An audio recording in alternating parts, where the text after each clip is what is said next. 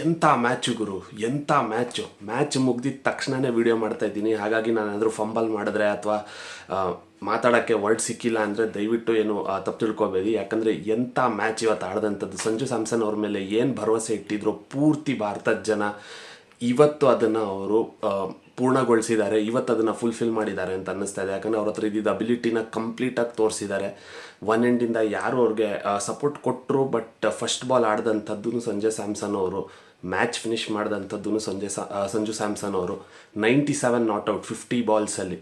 ಹೌದು, 3 ರನ್ನಿಂದ ಅವ್ರು 100 miss ಮಾಡ್ಕೊಂಡಿರ್ಬೋದು, but ಈ ನಾಕ್ ಮಾತ್ರ ಯಾವುದೇ 100ಗಿನ್ನೂ ಕಮ್ಮಿ ಇಲ್ಲ. ಇದು 100ಗಿನ್ನೂ ಮೋಸ್ಟ್ಲಿ 100 ಟೈಮ್ಸ್ ಜಾಸ್ತಿ ಅಂತಲೇ ಹೇಳೋಕ್ಕೆ ಇಷ್ಟಪಡ್ತೀನಿ. ನಾನು ಈ ಇನ್ನಿಂಗ್ಸ್ನ ವಿರಾಟ್ ಕೊಹ್ಲಿ ಅವ್ರು ಏನು 82 ಹೊಡೆದಿದ್ರು MCGಲಿ, ಆಲ್ಮೋಸ್ಟ್ ಆನ್ ಪಾರ್ ಇಡ್ತೀನಿ ಆ ಇನ್ನಿಂಗ್ಸ್ಗೆ, ಅಥವಾ ಅದಕ್ಕೆ ನಾನು ಒಂದು ಲೆವೆಲ್ ಮೇಲಿಡ್ತೀನಿ. ವಿರಾಟ್ ಕೊಹ್ಲಿ ಫ್ಯಾನ್ಸ್ಗೆ ಬೇಜಾರಾಗ್ಬೋದು, ನಾನು ವಿರಾಟ್ ಕೊಹ್ಲಿ ದೊಡ್ಡ ಫ್ಯಾನು. ಬಟ್ ಇವತ್ತಿದ್ದಂಥ ಕಾಂಟೆಕ್ಸ್ಟು, ಇದ್ದಿದ್ದಂಥ ಇಂಪಾರ್ಟೆನ್ಸ್ ಈ ಮ್ಯಾಚ್ದು. ಯಾಕಂದರೆ ಇಂಡಿಯಾ ಏನಾದರೂ ಈ ಮ್ಯಾಚ್ ಸೋತಿದ್ದಿದ್ರೆ ಟೂರ್ನಮೆಂಟಿಂದನೇ ಔಟ್ ಆಗೋರು, ವಿಶ್ವಕಪ್ಪಿಂದನೇ ಔಟ್ ಆಗೋರು, ಸೆಮಿಫೈನಲ್ಸ್ ದಾರಿ ಅಲ್ಲಿಗೆ ಕ್ಲೋಸ್ ಆಗ್ತಾಯಿತ್ತು. ಬಟ್ ಇವತ್ತು ಆಡಿದಂಥ ರೀತಿ, ಸಂಜು ಸ್ಯಾಮ್ಸನ್ ಅವರು ಈ ಕಂಪ್ಲೀಟ್ ವೀಡಿಯೋ ಅವ್ರ ಬಗ್ಗೆನೇ ಮಾತಾಡಿದ್ರು ಏನೂ ತಪ್ಪಿಲ್ಲ ಅಂತ ಅನ್ಕೋತೀನಿ. ಬಿಕಾಸ್ ಒನ್ ಮ್ಯಾನ್ ಶೋ ಕಂಪ್ಲೀಟಾಗಿ ಅವ್ರು ಆಡಿದಂಥ ರೀತಿ, ಇನ್ನಿಂಗ್ಸ್ ಪೇಸ್ ಮಾಡಿದಂಥ ರೀತಿ, ಯಾವುದೇ ಟೆನ್ಷನ್ ತೊಗೊಳ್ದೆ, ಏನೂ ತೊಗೊಳ್ದೆ, ಫಸ್ಟ್ ಬಾಲಿಂದನೂ ನೀವು ನೋಡ್ತಿರ್ಬೋದು ನನ್ನ ಮುಖದಲ್ಲಿ ನಂಗೆ ಎಕ್ಸ್ಪ್ರೆಸ್ ಮಾಡೋಕ್ಕೆ ಗೊತ್ತಾಗ್ತಾ ಇಲ್ಲ. ಆ ಮಟ್ಟಕ್ಕೆ ಒಂದು ಏನು ಹೇಳ್ತೀವಿ, ಮ್ಯಾಚ್ ಆಗಿದ ತಕ್ಷಣವೇ ಮಾಡಿದ್ರೆ ಎಮೋಷನ್ಸ್ ಎಲ್ಲ ಇನ್ನೂ ಹಂಗೆ ಇರುತ್ತೆ ಅಂತಾರಲ್ಲ, ಲಿಟ್ರಲಿ ಗೂಸ್ ಬಂಪ್ಸ್. ಯಾಕಂದರೆ ಇವತ್ತು 190 ಏನು ವೆಸ್ಟ್ ಇಂಡೀಸ್ ಹೊಡೆದ್ರು 20 ಓವರ್ಸ್ ಆದಮೇಲೆ. ಆಫ್ಕೋರ್ಸ್ ಕೋಲ್ಕತ್ತಾ ಅಲ್ಲಿ ಚೇಸಿಂಗ್ ಗ್ರೌಂಡು, ಈಸಿಯಾಗಿ ಸ್ಕೋರ್ಸ್ ಚೇಸ್ ಆಗುತ್ತೆ, ಬಟ್ ಆದ್ರೂ ವೆಸ್ಟ್ ಇಂಡೀಸ್ ಯಾವತ್ತೂ ಕೋಲ್ಕತ್ತಾ ಅಲ್ಲಿ ಸೋತಿರಲಿಲ್ಲ.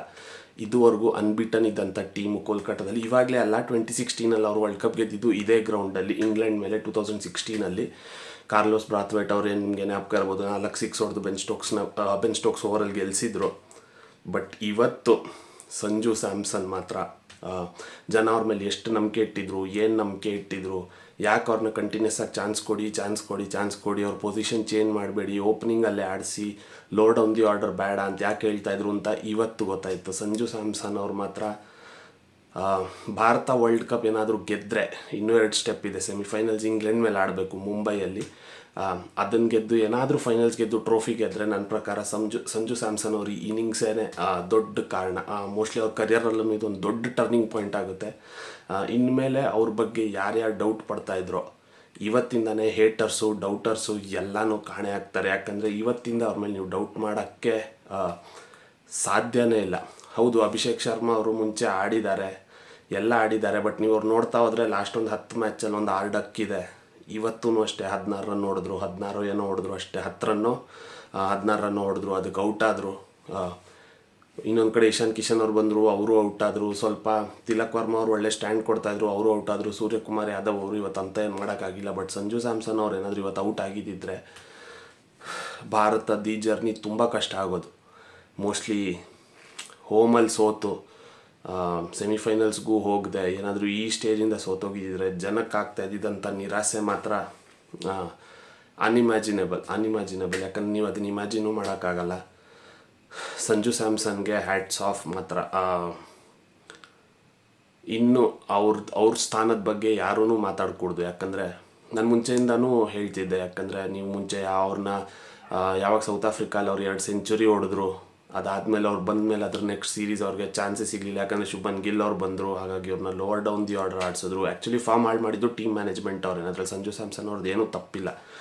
ನೀವು ಯಾರಿಗಿಷ್ಟು ಬೇರೆ ಅಭಿಷೇಕ್ ಶರ್ಮಾ ಇವ್ರಿಗೆಲ್ಲ ಎಷ್ಟು ಚಾನ್ಸಸ್ ಕೊಟ್ಟಿದ್ದೀರಾ, ಕನ್ಸಿಸ್ಟೆಂಟಾಗಿ ಅದೇ ಸಂಜು ಸ್ಯಾಮ್ಸನ್ ಅವ್ರಿಗೆ ಸಿಕ್ಕಿದರೆ ಇದೇ ಥರದ ಇನ್ನಿಂಗ್ಸು ಇನ್ನೂ ಮುಂಚೆನೇ ಬರ್ತಾಯಿತ್ತು. ಬಟ್ ಹೋಗಲಿ, ಇವಾಗ ಅದನ್ನೆಲ್ಲ ಇನ್ನೊಂದು ಸಲ ಮಾತಾಡೋಣ. ಬಟ್ ಇವತ್ತಿನ ಮ್ಯಾಚ್ ಬಗ್ಗೆ ಮಾತಾಡೋದಾದರೆ, ಇವತ್ತು ಟಾಸ್ ಗೆದ್ದಿದ್ದಂಥದ್ದು ಸೂರ್ಯಕುಮಾರ್ ಯಾದವ್ ಅವರು. ಯಾವಾಗ ಅವ್ರು ಟಾಸ್ ಗೆದ್ರೋ ಆವಾಗಲೇ ಒಂದು 50% ನಿಮಗೆ ಏನು ಹೇಳ್ತೀವಿ ನಿರಾಳ ಆಯಿತು. ಯಾಕಂದರೆ ಇದು chasing ground, Kolkata, small boundaries, ಹೊಡೆದ್ರೆ ಬಾಲ್ ಕ್ಯಾರಿ ಆಗುತ್ತೆ. ಟೀಮ್ ಇಂಡಿಯಾಗಿರೋವಂಥ ಫೈರ್ ಪವರ್ ಏನು ನಾವು ಬಯಲಾಟ್ರಲ್ ಸೀರೀಸಲ್ಲಿ ನೋಡ್ಕೊಂಬಂದ್ವಿ. ಪ್ರತಿಯೊಬ್ಬರು ಹೊಡಿಯೋರು, ಪ್ರತಿಯೊಬ್ಬರು ಅದ್ಭುತವಾಗಿ ಬ್ಯಾಟಿಂಗ್ ಮಾಡೋವಂಥ ಟ್ಯಾಲೆಂಟ್ ಇರೋವಂಥವ್ರು, ಅದನ್ನೆಲ್ಲ ನೋಡಿದ್ದೀವಿ. ಬಟ್ ಈ ಪ್ರೆಷರ್ ಗೇಮಿಗೆ ಬಂದಾಗ, ಇದು actually quarter final league stage match, but ಇದು ವರ್ಚುವಲ್ ಕ್ವಾರ್ಟರ್ ಫೈನಲ್ ಆಗಿತ್ತು. ಯಾಕೆ ಅಂದರೆ ಇವತ್ತೇನಾದರೂ ಸೋತಿದ್ದರೆ ನಾನು ಹೇಳ್ದಂಗೆ ವಿಡಿಯೋ ಸ್ಟಾರ್ಟಿಂಗಲ್ಲೇ ಟೂರ್ನಮೆಂಟಿಂದಾನೇ ಆಚೆ. ಸೊ ಇನ್ಯಾವುದೇ ತಪ್ಪು ಮಾಡೋ ಚಾನ್ಸು ಇರಲಿಲ್ಲ ಇಂಡಿಯಾಗೆ, ಯಾಕಂದರೆ ಸೌತ್ ಆಫ್ರಿಕಾ ಮೇಲೆ ಸೋತಿದ್ರು, ಜಿಂಬಾಬ್ವೆ ಮೇಲೆ ಗೆದ್ದಿದ್ರು. ಆದರೂ ನೆಟ್ ರನ್ ರೇಟ್ ಎಲ್ಲ ವೆಸ್ಟ್ ಇಂಡೀಸ್ಗಿನ್ನ ಕಮ್ಮಿ ಇತ್ತು. But South Africa West Indies ಮೇಲೆ ಗೆದ್ದಿದ್ದರಿಂದ ಇವತ್ತು ಡೈರೆಕ್ಟ್ ಶೂಟೌಟ್ ಇತ್ತು. ಸೊ ಯಾರು ಗೆಲ್ತಾರೆ ಅವ್ರು ಸೆಮಿಫೈನಲ್ ಕ್ವಾಲಿಫೈ ಆಗ್ತಾಯಿದ್ರು. ಸೊ ಫಸ್ಟು ವೆಸ್ಟ್ ಇಂಡೀಸ್ ಅವ್ರು ಬಂದರು ಬ್ಯಾಟಿಂಗಿಗೆ, ಶೇ ಹೋಪ್ ಅವ್ರದ್ದು ಇವತ್ತು ಅಂತ ಸೌತ್ ಆಫ್ರಿಕಾ ಮೇಲೆಲ್ಲ ನಾವೇನು ನೋಡಿದ್ವಿ, ಆಲ್ಮೋಸ್ಟ್ 180-190 ಸ್ಟ್ರೈಕ್ ರೇಟಾಗಿ ಸ್ಟಾರ್ಟ್ ಮಾಡಿದರು. ಬಟ್ ಇವತ್ತು ಅವ್ರು ಯಾಕೋ ತುಂಬ ಸ್ಟ್ರಗಲ್ ಮಾಡಿದ್ರು. 33 balls 32 runs, less than 100 strike rate. Mostly ಅಲ್ಲೇ ಅವ್ರು ಹೊಡ್ತಾ ಬಿದ್ದಿದ್ದು. ಇನ್ನೊಂದು ಕಡೆ ರಾಸ್ಟನ್ ಚೇಸ್ ಅವ್ರು ಬಂದರು, ಬ್ರ್ಯಾಂಡನ್ ಕಿಂಗ್ ಅವ್ರು ಇಂಜುರಿ ಆಗಿದ್ದರಿಂದಾಗಿ ರಾಸ್ಟನ್ ಚೇಸ್ ಅವ್ರು ಓಪನಿಂಗ್ ಬಂದರು. ಅವ್ರು ಒಳ್ಳೆ ಟಚಲ್ಲಿ ಕಾಣಿಸ್ತಾಯಿದ್ರು, 25 ಬಾಲ್ 40 ರನ್ ನೋಡಿದ್ರು. ಬಟ್ ಇನ್ನೊಂದು ಕಡೆ ಶೇವಪ್ ಅವ್ರ ಕಡೆಯಿಂದ ರನ್ ಬರ್ತಿರಲಿಲ್ಲ, ಹಾಗಾಗಿ ಅವ್ರು ಸ್ವಲ್ಪ ಮೊಮೆಂಟಮ್ ಕಮ್ಮಿ ಆಯಿತು. ಪವರ್ ಪ್ಲೇಯಲ್ಲೂ 6 ಓವರಲ್ಲಿ 45 ರನ್ ಏನೋ ಹೊಡೆದಿದ್ದು ಅಷ್ಟೇ ಅವರು.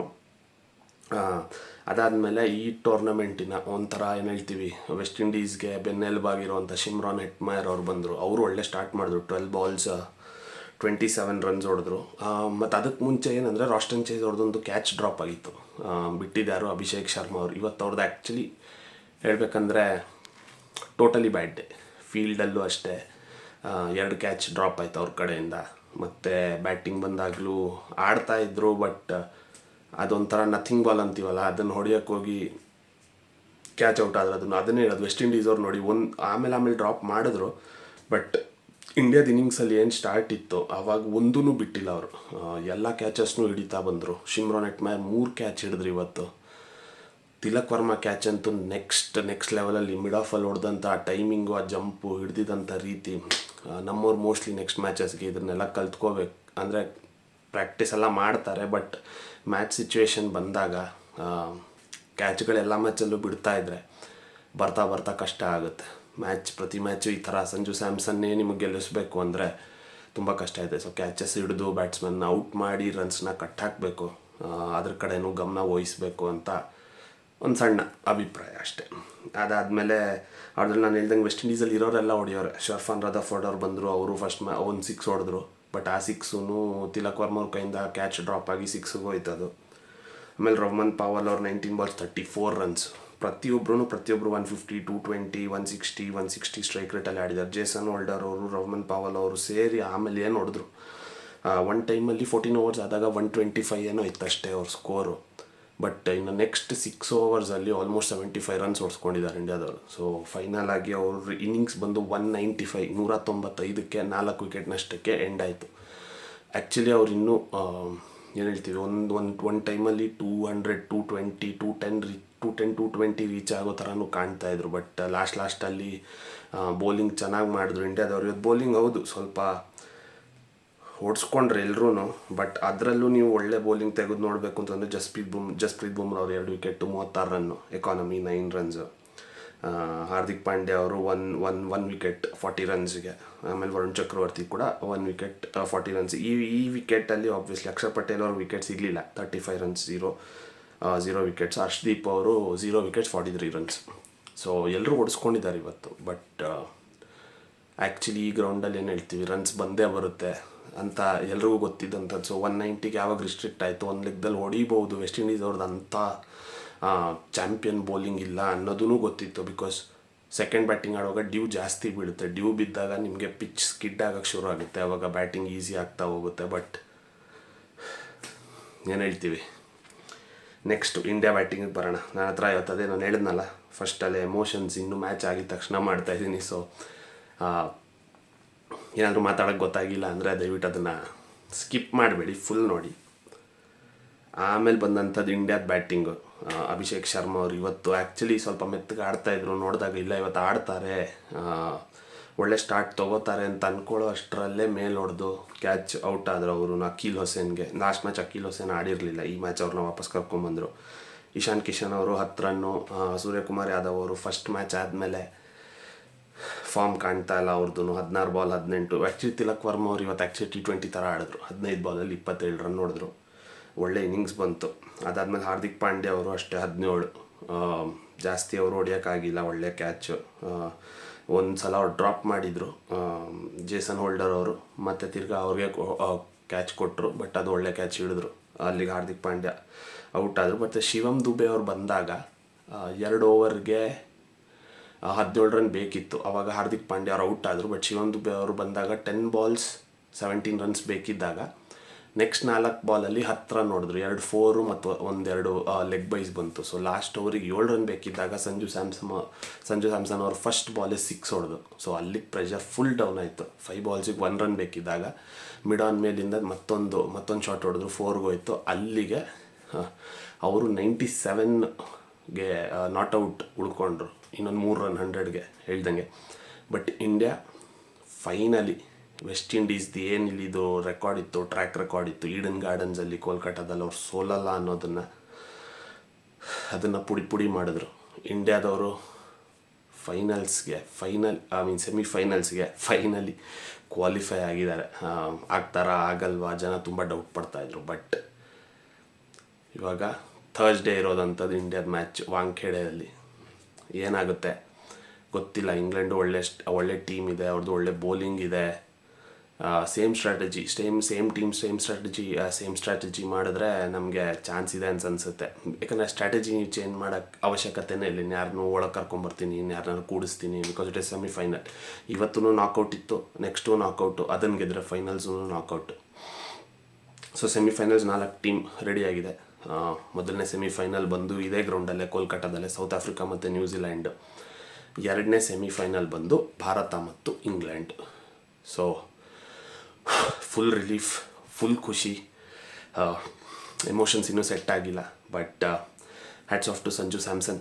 ಇದೇ ಥರ ಆಡ್ತಾ ಇರಲಿ, ಇದೇ ಥರ ಇನ್ನೂ 2 ಇನ್ನಿಂಗ್ಸ್ ಆಡಲಿ, ಇಂಡಿಯಾಗೆ ವರ್ಲ್ಡ್ ಕಪ್ ಗೆಲ್ಲಿಸಲಿ ಅಂತ ವಿಶ್ ಮಾಡ್ತಾ ಸಿಗೋಣ ಸೆಮಿಫೈನಲ್ ಟೈಮಲ್ಲಿ. ಬಾಯ್.